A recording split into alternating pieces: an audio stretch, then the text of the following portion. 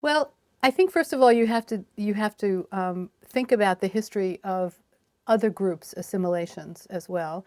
Usually they're slow. Practices are adapted pragmatically.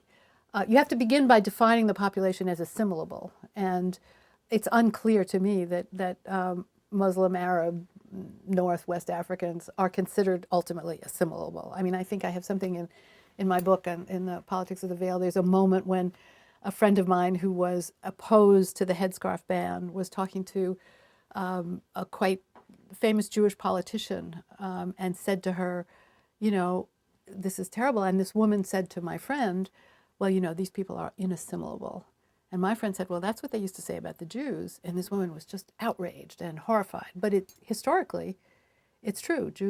Anti-Semitism was a tremendous problem, even for the most assimilated of French Jews. I mean, the Dreyfus case in the 1890s being an example of that. So, and actually, I just read a book by an anthropologist, a guy named John Bowen, who used to work on Indonesia and now works on Muslims in France. And he spent a lot of time in a lot of these little mosques all around and just hung out with people in cafes and restaurants in the mosque. And what he describes in this book is a process of assimilation that for any of us whose parents or grandparents, in my case, came to America in this case, but were immigrants, one can watch over generations this process going on. And what he describes is the sort of pragmatic adaptations that have to be made. So, for example, if by law in France you have to get married in the city hall before you can have a religious wedding, it's true of Catholics, it's true of everybody. And a number of the constituents in one of these mosques says, well, they don't know if they even want to get married. They'll just go have a mosque wedding, and that'll be a more halal way of doing the wedding. Or they'll get married there first, and then they'll comply with.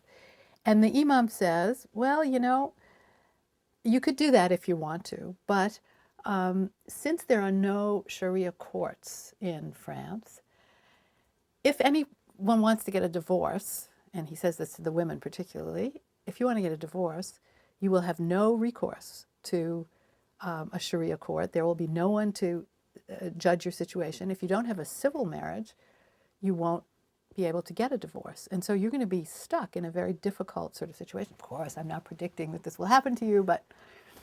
And so they do. They get married in the civil courts. Should they come to the imam and they say they want to buy a house, but there are no Islamic banks in France. Can they borrow money from a bank at interest? Well, he says, you know, it's probably more important for you to have a stable place for your family to live than to deal with this interest thing. So we can reinterpret what you're paying as a different kind of interest, or as one thing taking priority over the other. And so they go and borrow money and interest. And so it goes, these stories of adaptation. You're not allowed to slaughter goats in your bathtub in the housing projects in which people live. So they find interpretations in the Quran which say you can give money to charity instead of sacrificing an animal at the end of Ramadan. And so what's astonishing about the book is the slow and pragmatic way that people are adopting to rules of sort of both social and political life in France. They are assimilating. And what he says at the end of the book is that the French government is far less accommodating on the other side, isn't as attuned to this process of assimilation as it has been in past times when Portuguese or Italians or other groups, Jews, have come and found their ways slowly over several generations of assimilating. You're not even talking in the Muslim populations of the majority being practicing, being sort of orthodox in their practices. So I think the process is happening, and it should be allowed to happen. I would draw the line. I mean, when groups come into schools and say they don't want, just as I would be here, they don't want evolution taught in the science curriculum, or they want a different kind of history taught. I mean, it seems to me there are lines that one can draw about what is the sort of the way we do things here, and what are the openings to the needs and interests of the constituent groups. I mean, in schools, I would certainly say they have to teach the history of colonialism and of empire in a different way from the way it's been taught, and that is not a matter of a concession to religion. It's a matter of being more inclusive in the kind of history that is taught and that's written. So it depends. But I mean, I think there are certainly lines that one can draw which don't involve capitulation to theocracy, which is what is always held out. You know, if we let them wear headscarves or burqas, we'll become Iran tomorrow. And I don't think there's any danger that France will become Iran. Turkey might be a different story where you're talking about a 90% Muslim population. There's a different set of problems and issues there. But in countries in which these groups are minorities, I think, you know, then I become a kind of champion of American multiculturalism. It seems to me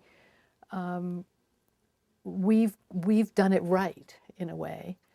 That is, in allowing a certain kind of tolerance, or I wouldn't even call it tolerance, recognition of the differences that people bring with them, even as, at least as long as people are not having to read Texas textbooks in the next years, but as long as there's a kind of an educational system that into which they, or through which they become participants in the democratic processes of the country.